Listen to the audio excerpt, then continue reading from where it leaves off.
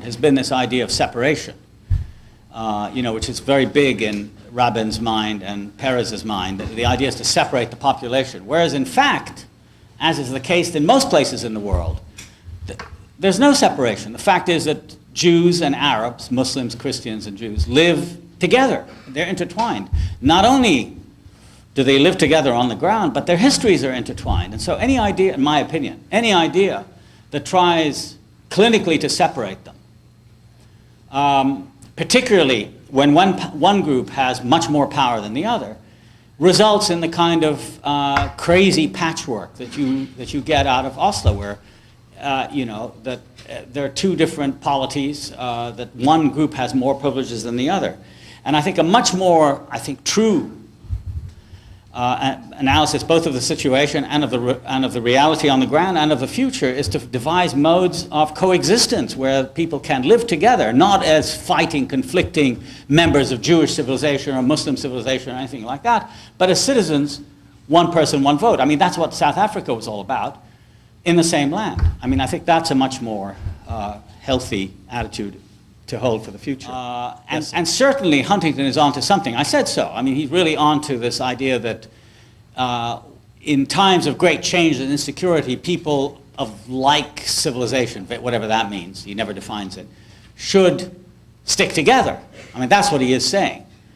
And my feeling is that that is a prescription for increased conflict and tension, and therefore war. What I'm proposing is much more laborious, it's much more difficult, and I think much more difficult to achieve. So in that respect, I'm not really optimistic, but I do think that there already exist examples. For example, the notion of human rights, which is now gathering a kind of universality rather, all through the world, where people are trying to talk not about, well, my culture says it's all right, that kind of thing, but rather talk about there are certain basic rights that should be guaranteed to citizens. There are areas of commonality, I believe, in scientific cooperation, weather, the environment, and things of that sort. To provide us with, in my own field, I mentioned comparative literature, the idea that people now study, young people in my department, for example, who used to come to us to study English literature, are no longer interested in English literature. They're much more interested in the relations between English, African, Caribbean. In other words, English itself has acquired so many different strands and so many different literatures within it that students gravitate towards that, not towards the monolithic model where all English literature is dominated by Shakespeare and Wordsworth and Ben Jonson and Byron and so on and so forth. I'm not saying the other's bad, I'm just saying it's a different view. So I think that alternative of mixture and minimizing conflict has to be worked for, and I think that precisely it's in the university that can occur. There is something to be said for the university as a place of exploration, of opening up, of providing alternative models for interaction than conflict or domination by the powerful. And for the most part, the North American universities have succeeded if you compare them, say, to universities in other parts of the world. And I think they provide to my opinion, a very useful model for transforming the conflictual strain in a lot of cultural rhetoric into something less conflictual. Now, to conclude, I agree with you that very often it's scholars and, as you said, scholastic people who originate such theories. But it's also other scholars who dispute them. And I certainly didn't want to suggest that Huntington makes no use of scholarship, whatever. I say he's fatally attracted toward tags and little lines and concepts like the clash of civilizations, which makes them much more marketable. But I don't think that that's real scholarship. I don't think that's real, really intellectual effort, because here we come to me the most important point. There's no skepticism. I mean, I think it's possible, and that's where the university is also very useful, to cultivate skepticism, to ask questions against authorities, not to entrench authorities, to consolidate authorities, but to open the whole question of authority up for discussion. I think that's what the university can do. And that's why I'm much more optimistic. This American journalist, Judith Miller, whose book I reviewed recently called God Has 99 Names, I mean, it's a stunningly bad book because A, she doesn't know any of the languages, and B, she starts out with the idea that Islam is a threat. As if that's all that is, and she goes around interviewing people with her translators, and they're obviously telling her what she wants to hear. And you never turn on the television and you don't see her. She's always on there telling us about how, Hezbollah is basically, well, I heard her say about, for example, the massacre of Kana in South Lebanon in last April. She said, oh, it's terrible. She does all this kind of thing about feeling very sorry. Oh, it's terrible. The suffering is terrible. How horrible the children. But they brought them there from the Bekaa. They're not from there. They did that so that they would be killed and attract attention and show Israel. So that's what you're dealing with, sir.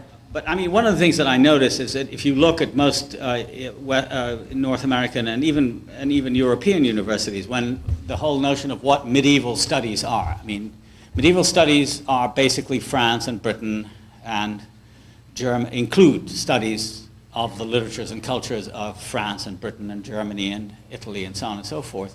And very little attention is paid, for example, to what in fact was a flourishing medieval civilization, that of Andalusia or elsewhere in the Islamic world. So that's a kind of marginalization.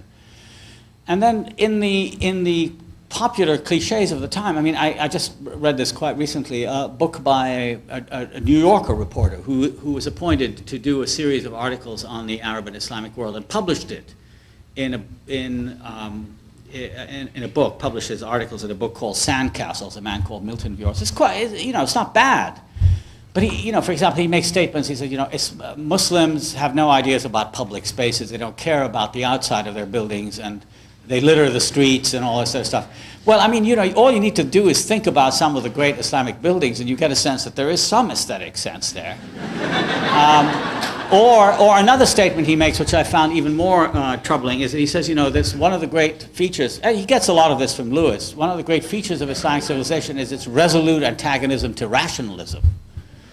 Well, they're the narrative, if you like, of the sciences, of medicine, of astronomy, of optics, of mathematics, etc., to which Arabs contributed, is completely, taken aside and marginalized.